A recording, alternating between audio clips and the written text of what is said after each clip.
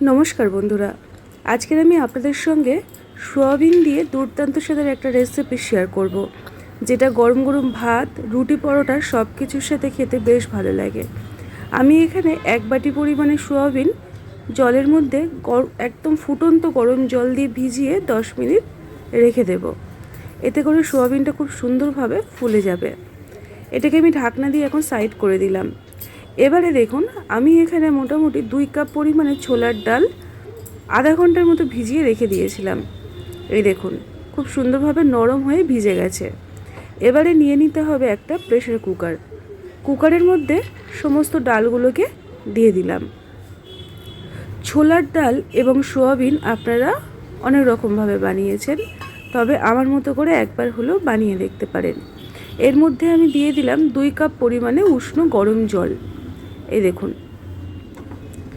এবারে দিয়ে দেব 1 চামচ পরিমাণে লবণ, দিয়ে ঢাকনা দিয়ে মোটামুটি 2 থেকে 3টে সিটি দিয়ে নিতে হবে।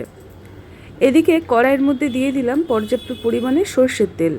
তেলটা গরম হলে ফোড়নে 2টো তেজপাতা, আর দিয়ে দিলাম একটা শুকনো লঙ্কা মাঝখান থেকে ভেঙে, আর দিয়ে দিচ্ছি অল্প একটু সাদা গোটা জিরে। তারপরে দিয়ে দিলাম 2টো বড় সাইজের পেঁয়াজ ছোট্ট ছোট্ট করে কুচিয়ে নেওয়া। একদম সহজ সরলভাবে বানিয়ে দেখাবো, আপনারা একবার দেখলেই তৈরি করে নিতে পারবেন দুর্দান্ত স্বাদের এই ছোলার ডাল দিয়ে সোয়াবিনের রেসিপি। আর দিয়ে দিলাম 2টো মিডিয়াম সাইজের টমেটো ছোট্ট ছোট্ট করে কেটে নেওয়া। সমস্ত কিছুকে তেলের মধ্যে একটু ভাজা ভাজা করে নেব, যাতে টমেটোটা নরম হয়ে যায়। আর টমেটোকে নরম করার জন্য অল্প একটু লবণ এখানে অ্যাড করলাম। লবণটাকে দিয়ে সমস্ত কিছু ভালো করে নাড়িয়ে চাড়িয়ে নেব। এখন আমি এটাকে ঢাকনা দিয়ে কিছুক্ষণ নরম হওয়ার জন্য রেখে দিলাম। এদিকে যে সোয়াবিনটা আমি ভিজিয়ে রেখেছিলাম মোটামুটি 5 থেকে 6 মিনিট হয়ে গেছে। আর দেখুন, সোয়াবিনগুলো আগের তুলনায় অনেকটাই ফুলে বড় হয়ে গেছে। এবারে হাতের সাহায্যে এইভাবে চিপে জলটাকে পুরোপুরি বের করে নেব। রেসিপিটি একদম সহজ সরল আর সাধারণ। আপনারা সবাই জানেন যে খাই খাই অনুর রান্নাঘরের প্রত্যেকটি রেসিপি হয় সহজ সরল। এই দেখুন, সমস্ত সোয়াবিনটাকে আমি রেডি করে নিলাম। এদিকে কড়াইয়ের মধ্যে একটু রিফাইন তেল ভালো করে গরম করে নেব। তার মধ্যে দিয়ে দিলাম অল্প একটু লবণ, আর দিয়ে দিচ্ছি অল্প একটু হলুদের গুঁড়ো।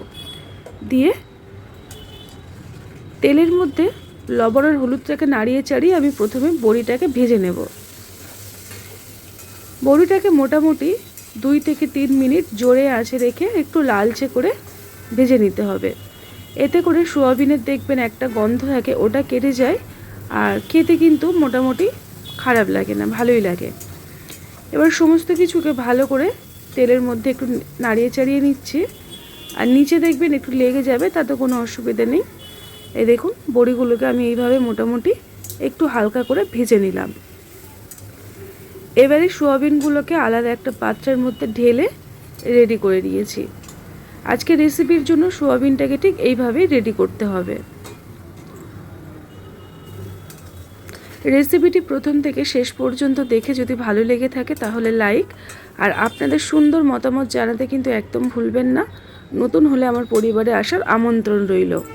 সোয়াবিনটাকে যতক্ষণে রেডি করছিলাম, এদিকে দেখুন পেঁয়াজ আর টমেটো খুব সুন্দরভাবে নরম হয়ে গেছে। ঢাকনাটাকে খুলে ভালো করে নাড়িয়ে চাড়িয়ে দিলাম। এবারে এর মধ্যে আমি কিছু উপকরণ অ্যাড করব। সবার প্রথমে দিয়ে দেব পরিমাণ মতো আদা আর রসুন বাটা। যেহেতু পেঁয়াজ দিয়ে আমিষভাবে তৈরি করছি, তাই আদা রসুন বাটাটা আমি এখানে অ্যাড করলাম। প্রায় 2 চামচ পরিমাণে আদা রসুন বাটা দিয়ে কাঁচা গন্ধটা কেটে যাওয়া পর্যন্ত কয়েক সেকেন্ড নাড়িয়ে চাড়িয়ে নিলাম। এবারে দিয়ে দিলাম 1/2 চামচ ধনিয়া গুঁড়ো, আর দিয়ে দেবো 1/2 চামচ পরিমাণে জিরে গুঁড়ো, আর দিয়ে দেবো অল্প একটু হলুদের গুঁড়ো, আর অল্প একটু লাল লঙ্কার গুঁড়ো। হলুদ আর লাল লঙ্কার পরিমাণটা একটু কম, তাছাড়া বাকি যে 2টো মশলা দিলাম 1/2 চামচ করে দিয়ে দিয়েছি। এবারে অল্প একটু জল এখানে অ্যাড করেছি, করে মশলাটাকে সময় নিয়ে কষাতে থাকবো যতক্ষণ না তেল আর মশলা আলাদা হয়ে যাচ্ছে। একটু ভালো করে আমি নাড়িয়ে চাড়িয়ে কম আঁচে ঢাকনা দিয়ে রাখবো। এতে করে মশলাটা কষানো খুব সুন্দরভাবে হবে আর দেখবেন মশলার থেকে তেলটা আলাদা হয়ে যাবে। ঠিক এই পর্যায়ে আমি অল্প একটু হিং ব্যবহার করলাম। হিংটা প্রথমে দিয়ে দিতে আমি ভুলে গেছিলাম, তাই আমি এই পর্যায়ে ব্যবহার করেছি। তবে আপনারা জিরে আর হিং একসঙ্গে ফোড়নে দিয়ে রান্নাটা তৈরি করবেন। ঢাকনা দিয়ে রেখে দিলাম কষানোর জন্য। এদিকে প্রেসার কুকারটা আমি ঢাকনাটাকে খুলে আপনাদেরকে দেখাচ্ছি। দেখুন ডালটা ঠিক এইভাবে সেদ্ধ করে নিতে হবে, খুব একটা গলে যাবে না আর একদম গোটা গোটা থাকবে এমনটা নয়। এই দেখুন এইরকমভাবে মোটামুটি আপনারা 3 থেকে 4টে সিটি দেবেন, তাহলেই দেখবেন ডালটা খুব সুন্দরভাবে সুসেদ্ধ হয়ে যাবে। এবারে একটা পাত্রের মধ্যে আমি সমস্ত ডাল আর ছোলার ডালটাকে ঢেলে নিলাম। এই দেখুন এদিকে ডালটাও রেডি হয়ে গেছে আর মশলাটা আমি ঢাকনাটাকে খুলে দেখাচ্ছি। দেখুন তেলটা কত সুন্দরভাবে মশলার থেকে ওপরে উঠে এসেছে। যখন দেখবেন তেল আর মশলা আলাদা হয়ে যাচ্ছে তাহলে কষানোটা খুব ভালো হয়েছে। এবারে সোয়াবিনটাকে দিয়ে দিতে হবে। সোয়াবিনটাকে মশলার সাথে দিয়ে আরও মোটামুটি আমি 1 মিনিটের মতো একটু কষিয়ে নেব। এইভাবে কষিয়ে করবেন, দেখবেন যে কোনো রান্না টেস্ট খুব ভালো আসে। এবারে ঠিক এই পর্যায়ে দিয়ে দিতে হবে আগের থেকে সিদ্ধ করে রাখা ছোলার ডাল। ছোলার ডাল অনেক রকমভাবে বানিয়েছেন বা সোয়াবিনও আলাদা করে অনেক রকমভাবেই বানিয়েছেন, তবে ছোলার ডাল দিয়ে সোয়াবিন একবার হলেও বানিয়ে দেখবেন। ভীষণই পুষ্টিকর এবং তাছাড়া ভীষণ টেস্টি খেতে হয় এই রকমভাবে রান্না করলে। ডালটাকে দিয়ে সব কিছুর সাথে ভালো করে আমি নাড়িয়ে চাড়িয়ে দেব। আর দিয়ে দেব ছোট্ট চা চামচের 1 চামচ পরিমাণে চিনি দিয়ে সমস্তটা নাড়িয়ে চাড়িয়ে এখন আমি এটাকে ফুটতে দেওয়ার জন্য রেখে দেব।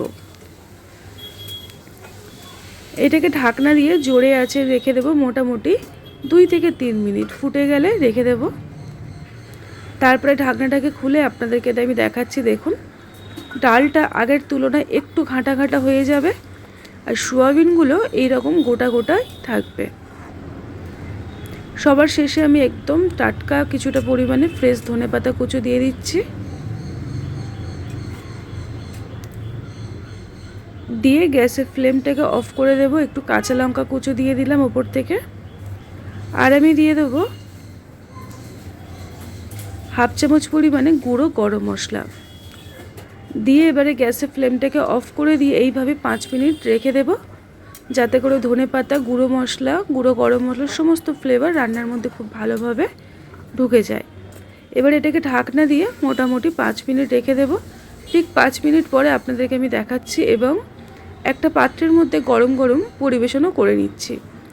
তো আজকের আমার দুর্দান্ত স্বাদের ছোলার ডালের রেসিপি সোয়াবিন দিয়ে একদম তৈরি হয়ে গেছে বন্ধুরা। আপনাদের ভালো লাগলে এই রকমভাবে রাতে রুটি পরোটা দিয়ে খাওয়ার জন্য অথবা দুপুরে ভাত দিয়ে খাওয়ার জন্য তৈরি করে নিতে পারেন। ভীষণই পুষ্টিকর এবং তার শেষ ভীষণই কিন্তু টেস্টি হয়। বাড়ির বাচ্চা থেকে বড় সবাই ভীষণ খুশি হয়ে খায়। এই পদ্ধতিতে একবার হলেও বানিয়ে দেখবেন। আজকের মতো এই পর্যন্ত, টাটা।